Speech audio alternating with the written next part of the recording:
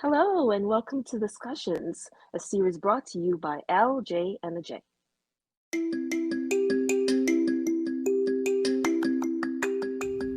In keeping with our theme of celebrating homegrown excellence this month, this week we feature animator and creative Timothy Fagbenro. Stick around to hear more about his journey.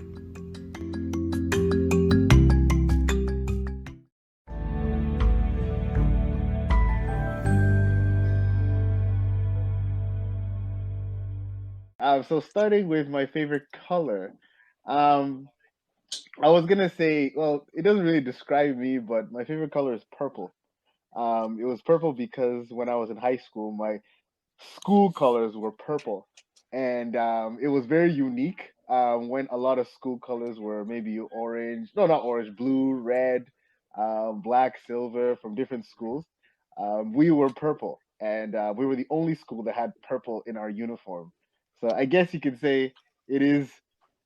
I'm a little different from most people, and we're all obviously individually different, but like I do have a very like specific like perspective on like a lot of things, and I really do like the fact that purple is not something that a lot of people like, or it's not a color that a lot of people gravitate to. It's not like one of the mains. It's not even a primary color, right? I don't think it is. Nah. My favorite place that I've been to, but like I lived was Fiji. And Fiji, the island, which Ajay, you probably know, my fellow islander. I'm not an islander, but Fiji is from the South Pacific. It was a place that I grew up in for 3 years, and I truly believe that it's maybe the best place, or at least for me, on earth because of the people and a lot of my personality, actually, a lot of my carefree personality came from the island of Fiji and the interactions amongst the not the locals, but like the people that live there, because I guess you could say they raised me to a certain degree. So my personality almost reflects that island because it's just so carefree and it's just so welcoming. Not to say I'm very welcoming, but as they you can't go to that island without putting a smile on your face. My favorite food is, well, to be specific, as terrible as it is, my favorite food is pizza. Let's not get it twisted. I love pizza. I love putting that pineapple on it. It's very, very full, very, very thick. Why is it? How can it describe me? It's very warm and it's very filling, and it makes everybody happy if you think about it. A lot of selfish people order personal pizzas, but when people order pizzas, it's usually for a group of friends, and I love that idea of people enjoying themselves at a time. My favorite book, ooh, well, my favorite book, like if we're talking about just books that we've read, how would probably have to be a book called Night of Power. And this book, it's a very controversial book, some may say, but it's a very interesting book because the book talks about what would happen if all the black people in America, or I guess you could say in New York, decided to shut down Manhattan and turn Manhattan into their own separate state and kick every white individual outside of the city. And I guess you could say I'm not a very controversial person, but I do love conversations on race and let me not say race, on cultures. So that book, when I read it, I remember it completely like just not rocked my world, but it opened my eyes and to see like, oh, this is real struggle and like how dynamics work between two different cultures through many, many, many years of struggle and I guess you could say hatred slash violence. So yeah.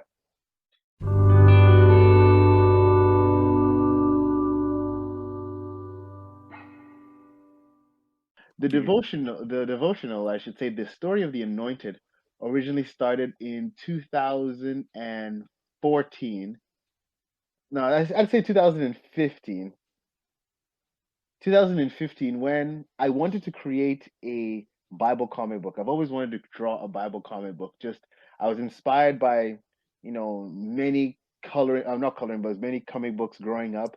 There's one called The Bible Comic Book. It was done by a Christian or a Marvel artist who later became a Christian and decided to, take his faith and his art and mix it, his passions together, and basically create a comic book that could be, visually illustrating the Bible for young children to grasp the principles and to understand it. Because obviously, we all understand and we all know that visual learning is a very key form of learning for children. That's why everything is visualized. When you are younger and in elementary school and even in grade school, in high school, once you are able to visualize something, once you're able to see it, it sticks in your mind a lot more and it means a lot more to you, it becomes real to a certain degree.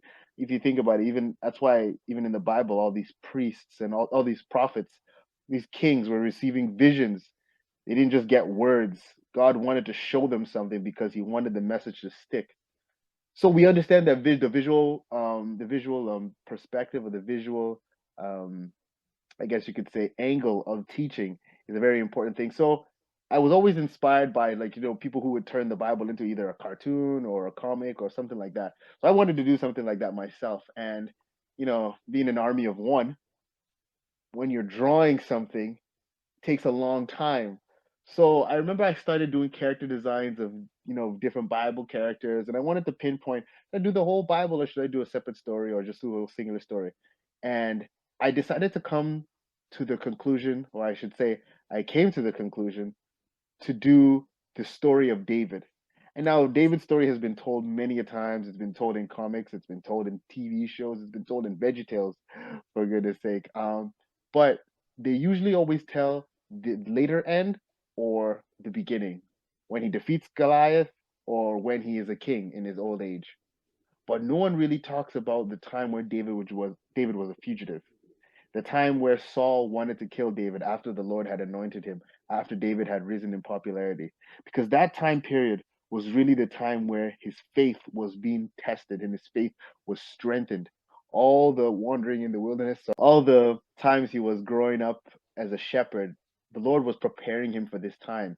And it was during this time where he was running for his life that he really had to rely on the Lord for what he would do the next day, for his next meal, for his next shelter, because he was running from place to place, literally a fugitive of the nation. And I think for many, not just young adults, but like even children, even adults in general, many Christians, I think that time period of being a fugitive or being alone, it was very important and something that we can relate to. So I wanted to tell that story when David was basically a runaway from the nation. So I basically wanted to make that a comic. So I started drawing those comics. I started drawing those panels, and as I was doing it, I was like, you know what? Might take too long, and I was in school during this time. And as an artist, you really need to devote time to make it look good. You can't just draw. I'm sure you know it, Jay. You can't just draw a random drawing and just call it, "Oh, I'm done." No, it has to be to the quality that you want. So when you're drawing a comic book, here's a little insight. You have to be able to understand perspective. You have to be able to understand direction of the eyes, because as a comic writer or comic creator, you have to control the eyes of the reader. So they have to follow the narrative how you want them to.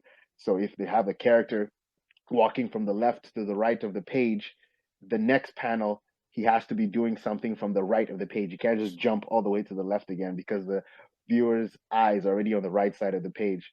So, a lot of that kind of, I guess you could say, hindered my process and like slowed down my process. And I had all these drawings. I had like maybe the first issue, so to speak, done. And obviously, you can't just draw. You got to take it onto the computer. You got to redraw it, Photoshop, add color, lighting, this, that, and the other. So it took me almost like 6 months. And then I spoke to Alex, because I was telling Alex about all of this. And Alex asked me, and he was like, "Hey, man, how's the comic going?" And I was like, "Man, it's taking a long time." And he's like, "Bro, you don't have to do a comic. You could just do something like for the kids. You could just take all the drawings you have and why don't you just make a devotional for it?" And as soon as he said that, my brain literally just like, I don't know if some of you guys watch Jimmy Neutron, all the gears connected, and I had a brain blast. And I'm just like, wow, that's the Holy Spirit working through Alex to speak to me right there. A devotion.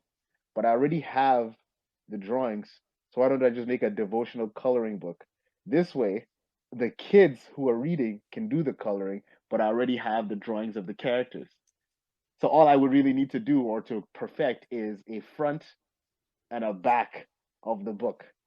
Mhm. So ever since I believe 2016, I created the front of the book, I created the back, and I asked a bunch of people, a bunch of my friends to help me write a specific devotion on a specific character in David's life during this time period. And it would be for children to learn principles from the Bible through these characters. And I wanted them to also to learn about new Bible characters, characters that you've never heard of, characters that the Bible that people don't really talk about in David's life, such as Nabal the Carmelite, such as Doeg the Edomite.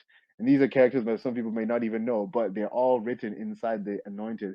So the individual or the child would read the devotion and he would have an opportunity to color the character the devotion's about inside. And then I added some more extra drawings in the back. So I now realize that like I'm gonna cater this book to a younger audience, give them an opportunity to be not just hands-on with the book, but also to learn from the book while reading. And after many, many years of chasing people around, because I never asked anybody to, I didn't force anybody. I said, whenever you're free. Um, Everybody sent in their own devotion, and I inserted all my drawings. My friend actually helped me with a couple of drawings I added in there. I had to give it credit to him. The book was published officially last year, Mhm. and it has been sold on Amazon ever since 2021.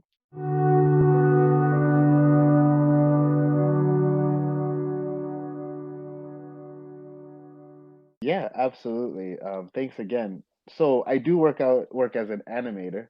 I work as a 3D animator at an animation studio in Toronto called Guru Studios. It's been, I guess you could say, my first official job, but I've been working there for about over 4 years now.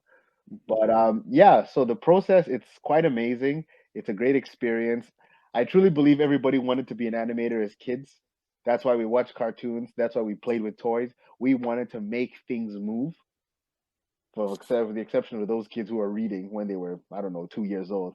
But for the most part, a lot of us were playing with action figures, playing with whether it be Barbie, whether it be a soldier. We're playing with toys, making us, excited to move inanimate objects. And that's really what animation is, right? You are moving an inanimate object on the computer, whether it's 2D or 3D. I work as a 3D animator, so therefore we use a three-dimensional software, which basically acts like a virtual reality where the characters are on the computer screen. They have already been created by another part of our department called the modelers and the riggers. They basically create the characters and add puppet like controls on the character's body. We are given a sequence. Every animator gets 1 minute for a TV show. So I work on TV show, not movies, but yet. Well, we are given a 1 minute per animator, and we're given 2 weeks to finish that 1 minute. Mhm. The first week is to block it. The second week is to fully animate it. Now, what we do is that we're also given a storyboard. Storyboard is basically like speaking of which, a comic book version of the part of the story. So when a story is first written for like an episode of anything, the writers will write the story, obviously the script and the voice actors will record it. But then from the story as well as the dialogue, the storyboard artists will recreate what the story is using pictures. So which character does this, which character says this from beginning to end of the episode, which is usually 10 minutes, 13 minutes an episode. So from that storyboard, another department will get the storyboard and they will now, in that virtual reality with the 3D characters, will build that episode. So, for example, if the episode takes place in a park, they will now, the modelers would have already modeled all the things that the episode would need, such as a park bench, such as lamp posts, such as trees, a dustbin or garbage bin, buildings, if it's in the background, street lights. And what the layout artist now would do, layout artists will now watch the storyboard and they will now position all the 3D elements, so the virtual elements inside the scene or inside the computer where they need to be. And they will now have I guess you could call it a three-dimensional storyboard. So if three characters are supposed to be on the scene with a park bench, two trees, and buildings in the background, they will insert a 3D model of two trees, the characters, a park bench, as well as the background, and they will now plug it into the scene and basically now recreate the storyboard by using 3D objects. Now, once the layout artists are done, they now send it to the animators, which is myself or people in my department, and we will now, using the puppet-like controls on each character, will now move the character according to what they're supposed to be doing in the storyboard. So if there's a scene, for example, one character flies in on a jetpack, lands, delivers a line from the dialogue, and the other character responds, that character flies away. The layout artist would have just created the two characters on the scene with the background. They would just be in the scene there. Now the animator would be myself taking the character, having them fly into the scene, sit them down, move their mouth to match the dialogue that is already pre-recorded, and then have the character leave the scene as to match the storyboard. And that's usually what I do on a weekly basis. So the first week, like I said, is blocking. So blocking is not fully animation, but you're putting the character. So if the character is supposed to be in the air, you basically you're it's like a jot note version of it's like a point form version of the animation. So you're placing the character strategically where they need to be. So if the character is supposed to point, you have them point, and then if the character is supposed to run, you have them facing in the direction of the run. So when we show our supervisor, they see the idea of our animation. But then when we animate it, we make the characters fully do their action. But the director just needs to see the direction that you're going with your animation, because there's many ways to have the character fly in. Maybe you can have them fly fast, you can have them fly slow. So it's all depending on your creativity. And that's usually the process. For me, I like fully animating and then maybe dialing it back. So sometimes the way I animate, I like to go overboard. Like I like to add as much stuff as possible. So like if the character's flying in, I'll do like a different types of flying techniques. And then I would dial it back down and then take away the things that I don't need. But that's usually my process, and it's a 2 week process. And like I said, it's a minute. It's a minute for 2 weeks.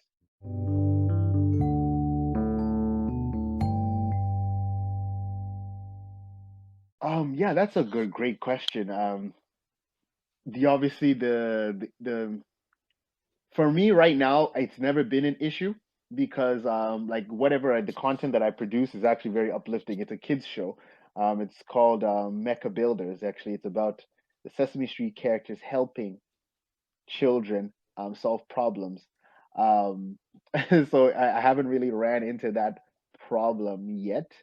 But I guess in terms of like if I was to be working on, video games, whether they be violent or all that kind of stuff, that is usually the trepidation of it. And you know, I've always been I've always been the person to say that, it doesn't really get in the way of like my Christian walk per se, because you're just creating something, you're creating a product, and everybody's always interested in making like something that's cool, something that's flash, something that's interesting. But um, yeah, I guess I was gonna say, you know, maybe I'll cross that bridge when I get there, because there is a lot of media that's out right now that that is detrimental for Christians and viewers in general. Um, but that's something that I would have to pray about continually, and something that I have to just trust God in, and hopefully He puts me in positions that would not have to compromise my faith. Ultimately, if anything, my goal is to create things that could be potentially uplifting, such as animated things related to the Bible. But so far, it hasn't been an issue, and I guess that's by the grace of God.